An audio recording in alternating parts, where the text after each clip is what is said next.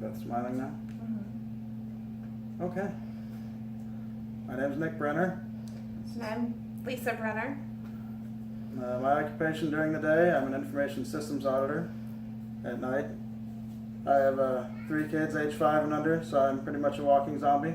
So, information system auditor by day, zombie by night. I stay at home with our 3 children. They are 6 months, 3 years, and 5 years old. Yes, they are. Am I pausing? What? No, Yes. she said don't worry about it. Just keep going, okay? Tell about the style of house that you like the most. Okay, style of house.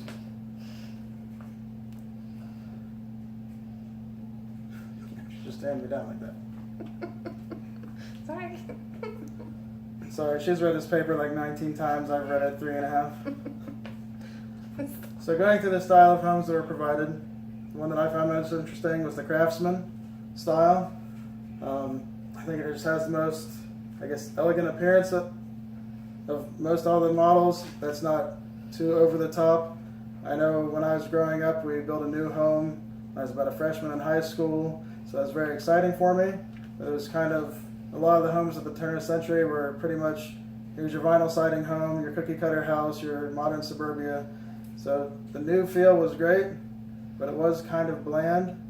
At the same time, some of the more elegant, like Victorian style homes, they're very elegant, but I was used to that cookie cutter style, and I think the Craftsman kind of merges those together to kind of smash the turn of the century cookie cutter and the Victorian. You get that Craftsman in between, so you get the style and something that's not too aggressive.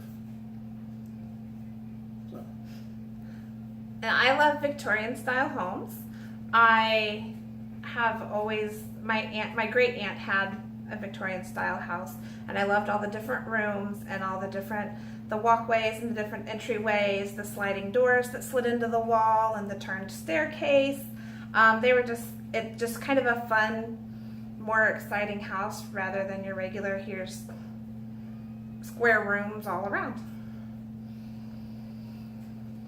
That being said, I'm also very interested in more of the historic type buildings that are very old, maybe a century more old, that have some unique features and more ornate woodwork and style to them.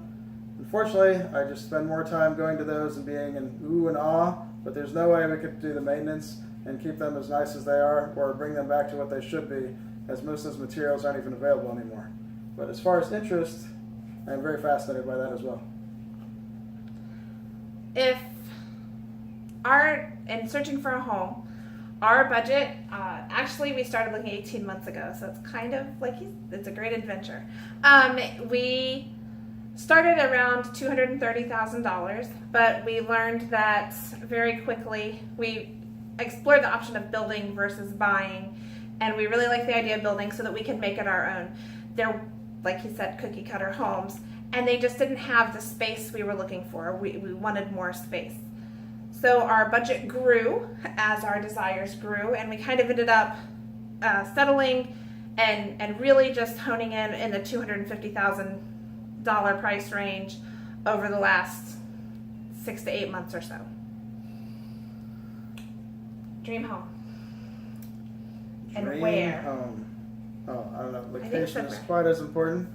For us, the location is really a school district first, so having 3 kids age 5 and under, we're really focused on trying to zone in on that school district. That's been a big top for us. Locally in the area that we're at, there's half a dozen or so that are all very highly rated, so it's more of the value for all those falls about the same, and it's just right around that perimeter that we struggle with.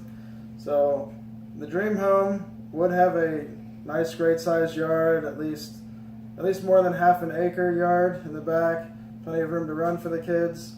Unfortunately, as you get to those nicer school districts, that kind of falls down to more like 0.1 to 0.5. So that was our big struggle there. Obviously a large house. We want at least 4 bedrooms. 5 would be nice, so we could have a guest room for grandma coming to stay with us or whatnot. I guess they call those the mom rooms. Really, outside of that, just having that amount of space and the outdoor ability to run is the top priorities for the dream home. the little intricacies inside. We want to have, a nice full-size master bath.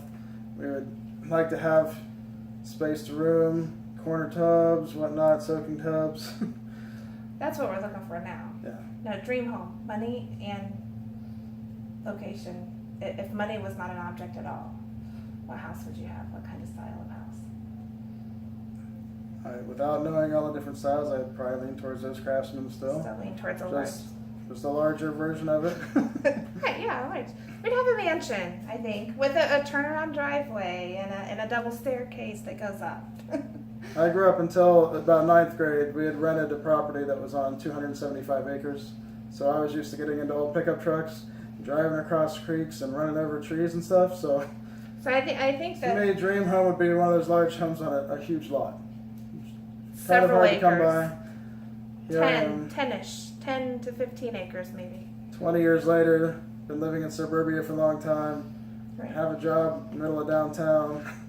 Not going to be able to find that around here unless I'm going to do like a 2-hour commute every day. Okay.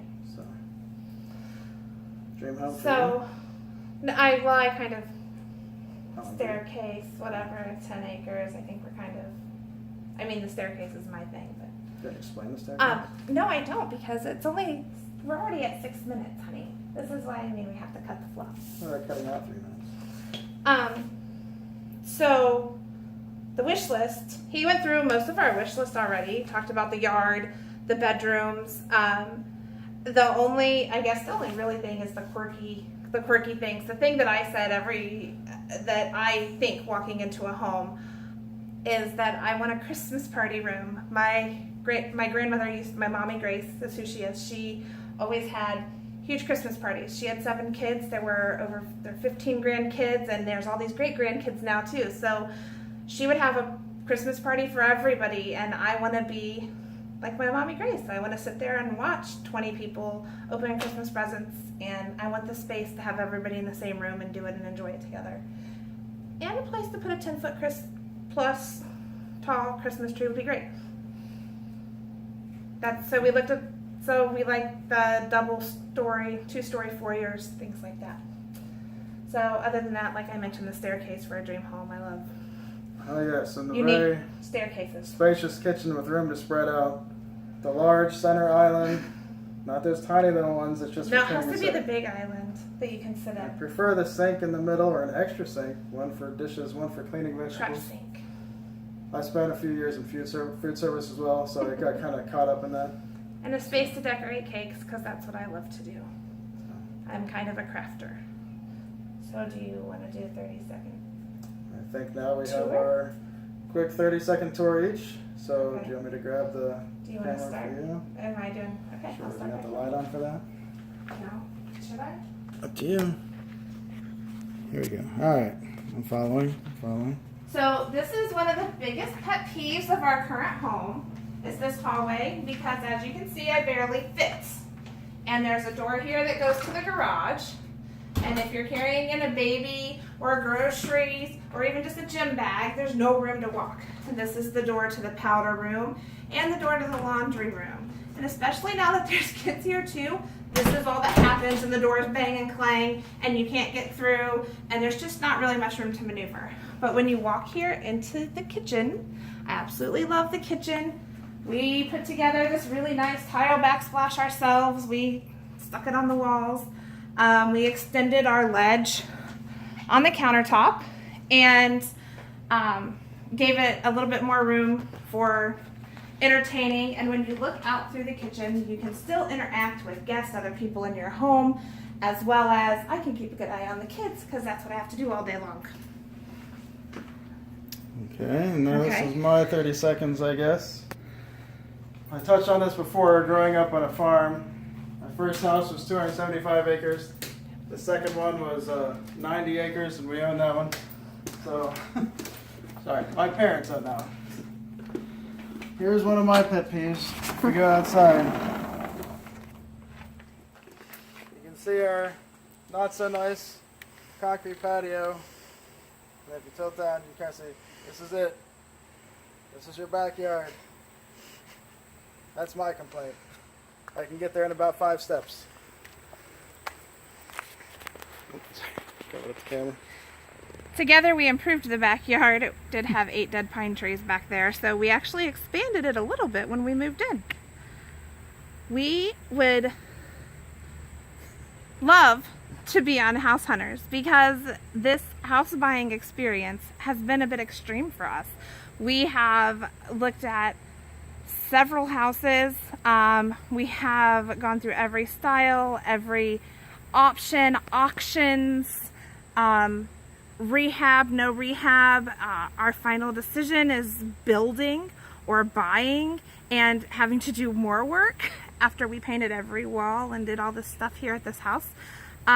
We like doing it. We really just need more space.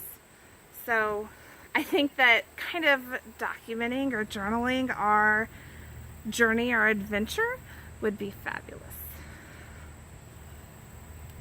That and we enjoy the show very much on TV. That's for me. All right, well, thank you very much. Thank you. We'll see your video soon.